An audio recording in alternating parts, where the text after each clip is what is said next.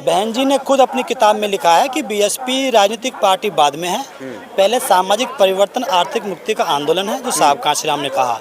मैंने मूवमेंट को ज्वाइन किया है, उसको लीड बहन जी कर रही थी, इसलिए मैंने बसपा को ज्वाइन किया। इसलिए मैं पार्टी के अंदर रहूं चाहे बाहर रहूं, मैं एमपी एमएलए बनने के लिए, मंत्री बनने के लिए और पैसा वाला बनने के लिए घर छोड़ करके नहीं आया था।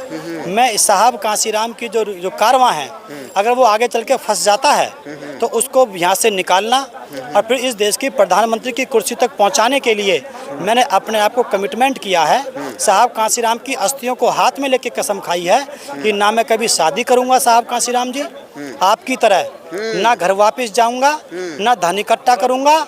आपने टूटी चप्पल पहन करके, साइकिल पे चल के, मुर्दों के कपड़े पहन के अगर हमको सीएम बना के दिया है तो हम आपको इस देश का पीएम बना के देंगे। ये हमारा कमिटमेंट उत्तर प्रदेश से तय होता है बीएसपी का मूवमेंट कि और स्टेट में कैसे होगा। अगर उत्तर प्रदेश में हम डाउन जाएंगे तो और स्टेट में मनोबल टूट जाएगा, चाहे आप कितने आदमी इकट्ठे कर लो। अगर उत्तर प्रदेश को हम फतेह कर लेते हैं तो आप कुछ मत करना, आपका वोट ऐसे ऑटोमेटिक बढ़ जाएगा। आधा स्टेट हमको दे दो जो कमज़ोर एरिया है, जो मजबूत स्टेट है वो उनको दे दो। हम आपको आधे में से ही 150 सीट जिता के देंगे और आपको सीएम बना के देंगे। जब आप सीएम बनेंगी तो पूरे देश में खुशियां बढ़ेंगी। तो ये जो दिन हर चुनाव में जो गिर रहा है, इससे समाज के अंदर जो है बड़ा डर व्याप्त है कि कहीं ये पार्टी खत्म ना हो जाए, ये मूवमेंट खत्म ना हो जाए। अरे एक बार जयप्रकाश को ले लो, ये समाज चाहता है। दोस्तों, आज बिहार के राजधानी पटना में कुर्मी राजा छत्रपति साहू जी महाराज जी का भव्य जयंती समारोह मनाया गया, जिसमें बहुजन समाज पार्टी के मुख्य नेशनल कोऑर्डिनेटर आकाश आनंद जी भी शामिल हुए, रामजी गौतम और बिहार के जो केंद्रीय स्टेट प्रभारी अनिल चौधरी जी थे वो भी थे। एक चर्चा काफ़ी कल से ही हो रही थी कि इसको लेकर बहुजन समाज पार्टी के पूर्व राष्ट्रीय उपाध्यक्ष जयप्रकाश भी आ रहे हैं, लेकिन मंच पर कहीं नहीं दिखे। आज बाहर बैठा गया, अभी मंच पर कहाँ थे सर, आप नहीं दिखे? नहीं, बाहर थोड़ा बैठाया गया है मुझे मैं इतना थोड़ा वो हुआ हूँ कि मैं बाहर बैठाया गया। मैं पब्लिक के बीच में था। मैं यहाँ पर कल आया था शाम को किसी काम से, तो यहाँ पर मैंने बोर्ड देखे लगे हुए कि यहाँ पर कार्यक्रम हो रहा है पार्टी का, साहू जी महाराज जी की जयंती है। तो उसमें मैंने सोचा कि जब पार्टी के पूरे प्रदेश के नेता लोग यहाँ पर पहुँच रहे हैं, कार्यकर्ता, तो हमने सोचा कि भाई उसको हम अटेंड करते हैं। तो मैंने पोस्ट डाली, कहीं कोई ये ना कह दे कि साहब आपने बताया नहीं, हम आपसे मिलते। तो मैंने पोस्ट डाला है कि कल जो कार्यक्रम हो रहा है उसमें मैं भी रहूँगा। इस बात को लेकर समाज में कुछ नौजवान साथियों ने पोस्ट बनाई कि शायद जयप्रकाश की कल वापसी हो सकती है, जबकि वापसी का जो जुरिडिक्शन है वो आकाश आनंद जी के हाथ में नहीं है, वो किसी के भी हाथ में नहीं है। ना कोई प्रभारी मेरे को रिकमेंड कर सकता है बहन जी के सामने, क्योंकि उनको दिक्कत हो जाएगी। इसलिए जब भी हमारी वापसी का जो मामला बनेगा वो बहन मायावती जी खुद ही तय करेंगी कि जयप्रकाश को कब लेना है। इसलिए ये तो लोगों ने अपना आप चलाई थी खबर, लेकिन मैं तो प्रोग्राम को अटेंड करने आया था और प्रोग्राम अच्छा रहा। सुने आप? हाँ, मैंने आकाश आनंद जी का भाषण सुना। उन्होंने जो है उत्तर प्रदेश में सरकार बनाने के बाद सरकार क्या क्या करा सकती है तो उसके बारे में जिक्र किया। तो जो है लगता है कि जो है बहन जी ने बैठ करके उनको तैयार करके भेजा है एक एक शब्द को, कहीं कोई गलती ना हो जाए पहले की तरह। इसलिए तो सर, पार्टी में निकले हुए लगभग लगता है 7-8 साल हो गए होंगे आपके। कोई दूसरा रहता है तो दूसरा पार्टी ज्वाइन करके अपना मौज मस्ती करता है, आप क्यों अभी भी बहुजन समाज पार्टी बहन कुमारी मायावती जी की आस खोज रहे हैं? क्योंकि ये एक आंदोलन है। बहन जी ने खुद अपनी किताब में लिखा है कि बीएसपी राजनीतिक पार्टी बाद में है, पहले सामाजिक परिवर्तन आर्थिक मुक्ति का आंदोलन है, जो साहब कांशीराम ने कहा।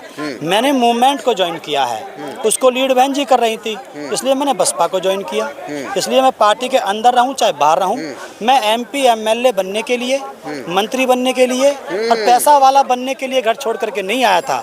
मैं साहब कांशीराम की जो कारवां है, अगर वो आगे चल के फंस जाता है तो उसको यहाँ से निकालना और फिर इस देश की प्रधानमंत्री की कुर्सी तक पहुंचाने के लिए मैंने अपने आप को कमिटमेंट किया है।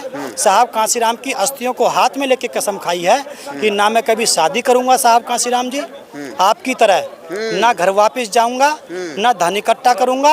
आपने टूटी चप्पल पहन करके, साइकिल पे चल के, मुर्दों के कपड़े पहन के अगर हमको सीएम बना के दिया है तो हम आपको इस देश का पीएम बना के देंगे। ये हमारा कमिटमेंट है। तो बहुजन समाज पार्टी का ग्राफ लगातार गिर रहा है। उसमें कल हम एक पोस्ट देख रहे थे कि अगर सिर्फ जयप्रकाश सिंह जी आ जाएं भाजपा में, अगर उनकी वापसी हो जाती है तो 30% बीएसपी का जो ग्राफ है बढ़ जाएगा। ये आप मानते हैं? देखिए, उत्तर प्रदेश से तय होता है बीएसपी का मूवमेंट कि और स्टेट में कैसे होगा। अगर उत्तर प्रदेश में हम डाउन जाएंगे तो और स्टेट में मनोबल टूट जाएगा, चाहे आप कितने आदमी इकट्ठे कर लो। बिल्कुल। अगर उत्तर प्रदेश को हम फतेह कर लेते हैं तो आप कुछ मत करना, आपका वोट ऐसे ऑटोमेटिक बढ़ जाएगा और स्टेट के अंदर। उत्तर प्रदेश की मैंने ये कहा है कि आप आकाश आनंद जी को भी साथ रखें, माननीय बहन जी से मैं निवेदन किया आपकी जैसी वीडियो में। आधा स्टेट हमको दे दो जो कमज़ोर एरिया है, जो मजबूत स्टेट है वो उनको दे दो। हम आपको आधे में से ही 150 सीट जिता के देंगे और आपको सीएम बना के देंगे। जब आप सीएम बनेंगी तो पूरे देश में खुशियाँ बढ़ेंगी, उससे काम आगे बढ़ेगा। ये बात सही है। दिन प्रतिदिन जिस समय आकाश आनंद को पार्टी में नेशनल कोऑर्डिनेटर बनाया था, मुझको हटा करके 2018 में, उस समय बसपा के पास 22% वोट था। आप नेट पे सर्च कर सकते हो। अगले चुनाव में 19 हो गया, फिर उसके अगले चुनाव में 13 हो गया, उसके अगले चुनाव में 9 हो गया, अभी उपचुनाव में 6 हो गया। तो 22% से गिर करके ये 6% पे पहुंचने का मतलब है 70% वोट कम हो जाना। उत्तर प्रदेश के बाहर के स्टेट में 90% वोट कम हो गया। तो ये जो दिन हर चुनाव में जो गिर रहा है, इससे समाज के अंदर जो है बड़ा डर व्याप्त है कि कहीं ये पार्टी खत्म ना हो जाए, ये मूवमेंट खत्म ना हो जाए। अरे एक बार जयप्रकाश को ले लो, ये समाज चाहता है। रीजन क्या हो सकता है? लगातार पार्टी का हरासमेंट हो रहा है। एक मतलब हर एक स्टेट की जो ग्राफ है बीएसपी का, वोट कोर वोटर हो चाहे जनरल वोटर हो, ग्राफ गिर रहा है। आपके पास क्या कुछ टिप्स है जिसकी वजह से बीएसपी का ग्राफ और बढ़ सकता है? एक तो साहब कांसीराम का कैडर कैंप फिर से शुरू करना पड़ेगा। कोई भी समाज, कोई भी वोटर 2 प्रकार से वोट डालता है। एक किसी विचारधारा के लिए, चाहे चुनाव हारे चाहे जीते, उसको विचारधारा से मतलब है। दूसरा होता है जीत के लिए, कि अगर उसका कैंडिडेट जीत रहा है तो उसको वोट डालना चाहेगा। अगर यहाँ पे विचारधारा नहीं बचेगी तो वोट दिन पर दिन डाउन चला जाएगा, साहब कांसीराम वाली, महापुरुषों वाली। और अगर जीत की हम संभावना खत्म हो जाएगी तो वोट मिलना बंद हो जाएगा। इसलिए यहाँ दोनों दिक्कत होने की वजह से ही दिक्कत आ रही है। लेकिन हमको साहब कांसीराम के कैडर कैंप फिर से स्टार्ट करने पड़ेंगे। फिर से हमको जो है नेता जो चले गए हैं हमारे, उनको वापस लेना पड़ेगा। कोई छोटे मोटे बच्चे कूद रहे हैं नेतागिरी करने के लिए, उनसे भी कह दो कि भाई तुम भी आ जाओ, तुम्हारा भी अपनी उम्र है भाई, तुम भी राजनीति करना चाहते हो, आओ भाई मेरे पास बैठकर राजनीति करो। एक चंद्रशेखर भाई है, उसका नाम लोग मैं नहीं लेना चाहता लेकिन लेना पड़ रहा है। वो कहता है, भाई आप लोग से पूछना चाहता हूँ मैं भी, सभी लोग यहाँ पे खड़े हैं, वो कहता है कि बहन जी मुझे पार्टी में नहीं लेती है ना। अब बहन जी उसको ना ले, फोन भी लगाता है, फोन लगाते हैं दिखावटी, जबकि वो बोलते हैं वो जो गौतम जो है मेवालाल गौतम की मेरे पास कोई फोन नहीं आया, झूठा है। जब वो झूठ बोल करके हमको डिस्टर्ब कर रहा है तो एक बार बहन जी सच ये कह दें, हम चंद्रशेखर को अपनी पार्टी में शामिल करने के लिए आमंत्रित करते हैं, उसी दिन वो खत्म हो जाएगा। वो अगर पार्टी में आ गया तो पीछे बैठ जा, नहीं आया तो साले समाज तुझे, सॉरी माफ करना चाहता हूँ शब्द गलत हो गया, तो समाज तुमको इग्नोर करेगा कि तू झूठ बोलता है। बहन जी तुम्हें लेना चाहती है तो तुम आना नहीं चाहते, एक तरीका है। मैं होता बहन जी को कन्वेंस कर लेता और काम हो जाता जी। सर, आकाश आनंद जी जब माफ़ी मांगते हैं बहन जी से तो बहन जी माफ़ कर देती हैं, लेकिन आप जब माफ़ी मांगते हैं तो बहन जी माफ़ी क्यों नहीं देती है? मुझे लगता है मेरी परीक्षा बड़ी है। एक आदमी को टीचर बनना है और एक आदमी को आईएएस बनना है, तो टीचर वाला जल्दी बन जाएगा, उसको थोड़ी ज़्यादा मेहनत करनी पड़ेगी आईएएस वाले को। हो सकता है बहन जी कोई बड़ी परीक्षा ले रही हो तो हो सकता है कुछ बड़ी जिम्मेदारी दे, बड़ा आशीर्वाद दे। नहीं भी देंगी आशीर्वाद तब भी उन्होंने जो दे दिया है ना, वो अपने आप में बहुत है। अगर बहन जी अपनी जुबान से नहीं बोलती कि मैं जयप्रकाश को, एक फकीर के बच्चे को ऐसे ऐसे ये बनाती हूँ, तो मुझे कौन जानता।